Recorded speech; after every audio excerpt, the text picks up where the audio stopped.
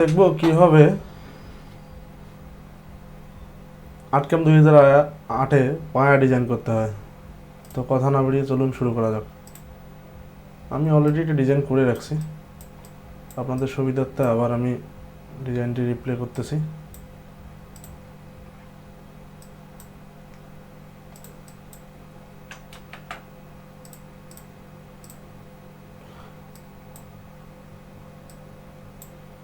আমি 1200x65 একটা box নিলাম, দেন সেম জিনিসটা এখানে পেস্ট করলাম। অ্যাট ফার্স্ট আপনাকে কী করতে হবে, যেটা করতে হবে সেটা হলো বক্স করতে হবে। বক্স ক্রিয়েট করার পর বক্সটাকে এভাবে কাটতে হবে, আর প্রেস করলেই হয়ে যাবে।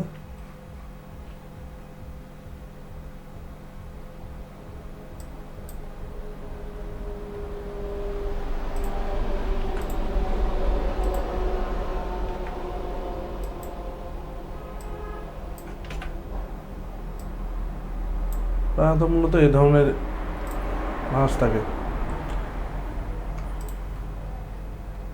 একটা ক্রস সেকশন তৈরি করে নিতে হবে। আমি করে নিলাম ক্রস সেকশনটা তৈরি। দেন আমাকে যেটা করতে হবে সেটা হলো আমার পয়েন্টগুলো কি কোন দিক থেকে আছে দেখতে হবে।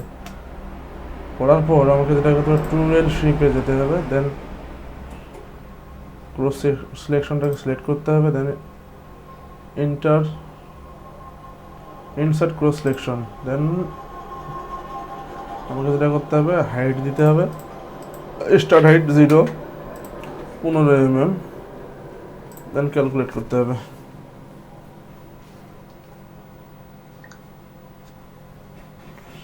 কীভাবে ওয়ারড্রোবের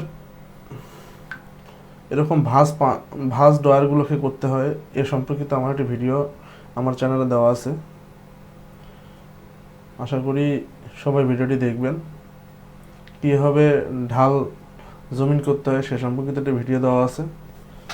কীভাবে পায়া ডিজাইন করতে হয় সেটাও দেওয়া আছে। সবার অনুরোধ ক্রমে আবার সেটি বানাচ্ছি। আমাদের 3D করা শেষ। দেন আমাকে যেটা করতে হবে সেটা হলো, আগে আমাকে 3Dটা টুলপাত দিতে হবে। 3D টুলপাতে আপনি যেভাবে করবেন, মিস্ত্রি যদি আপনাকে পায়াগুলা রাউন্ড করে দেয় সেক্ষেত্রে আপনাকে 3D টুলপাত করতে হবে না। যদি না দেয় সেক্ষেত্রে আপনাকে অবশ্যই 3D টুলপাত করে নিতে হবে। আমি এখানে বলনস ব্যবহার করলাম। আমি এই দিক থেকে কাটবো, এই দিক থেকে কাটবো। আপনি চাইলে মাছ থেকে কাটতে পারেন, আপনার সমস্ত ইচ্ছা। মাছ থেকে কাটলে অফসেট থেকে কোন দিক থেকে শুরু হবে এটা আমি রাস্টার এক সাইড থেকে কাটলাম। দেন আমি 0.6 mm কাটবো, যেহেতু আমি 6 mm বলনস ব্যবহার করতেছি। দেন 15 mm। দেন আমাকে নামে ক্লিক করলাম।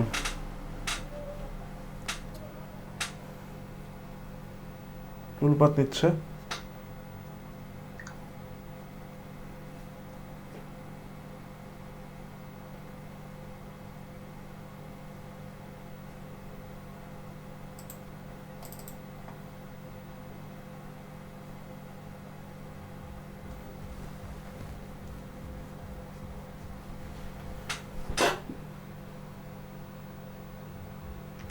আসলে এখানে ডিপেন্ড করবে কার পিসির কনফিগারেশন কীরকম। আমার কনফিগারেশন একটু খারাপ, যার কারণে আমার একটু সময় নেবে।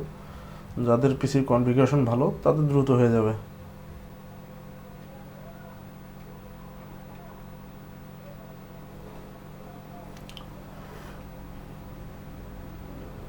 ইতিমধ্যে আমার চ্যানেলে অসংখ্য ভিডিও দেওয়া আছে।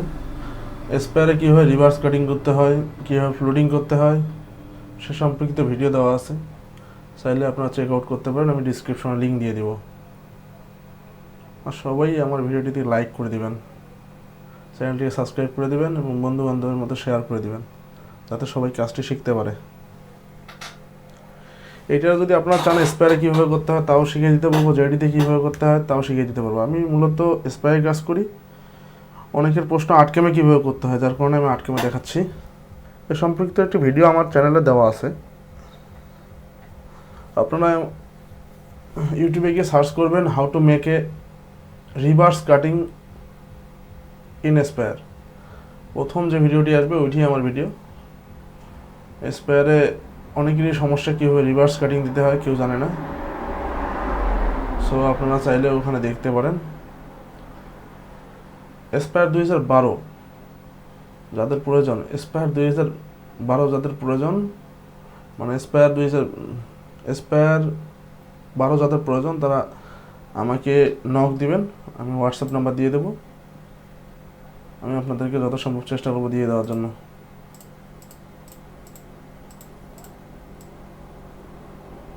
দেন এখানে ফিউচারিং টুলপাথ আমি 6 mm দিলাম ডাউন। দেন এখান থেকে বিট সিলেকশনের ক্ষেত্রে অবশ্যই মাস্ট বি খেয়াল রাখতে হবে আপনি কত ডায়াতে কাটতেছেন। আমি 60° ডায়ামিটারের বিট দিয়ে কাটতেছি, চোখা বিট, এটা মাস্ট বি মনে রাখবেন,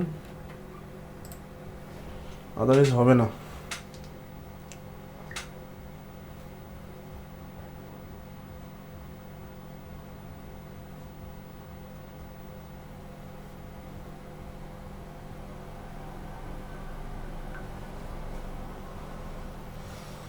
একটু সময় নেবে।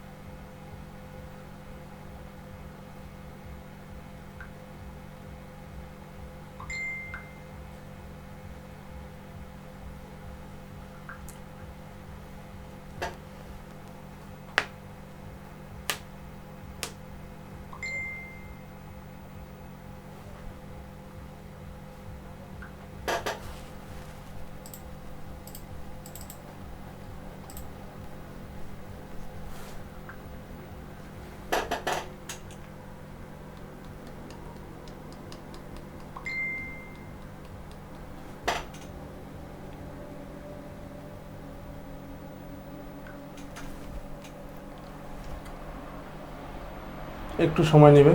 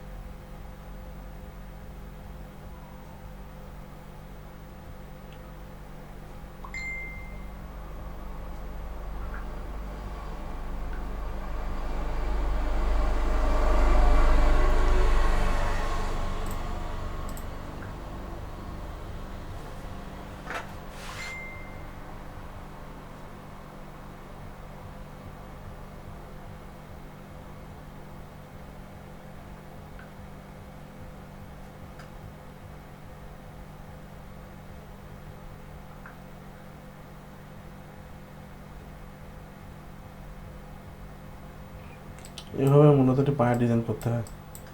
আশা করি ভিডিওটি ভালো লেগেছে। ভিডিওটি ভালো লাগলে অবশ্যই একটা লাইক কমেন্ট করবেন এবং আপনার কোনো মতামত জানার থাকলে আমাকে সরাসরি হোয়াটসঅ্যাপ নাম্বার দেওয়া থাকবে, সেখানে যোগাযোগ করবেন।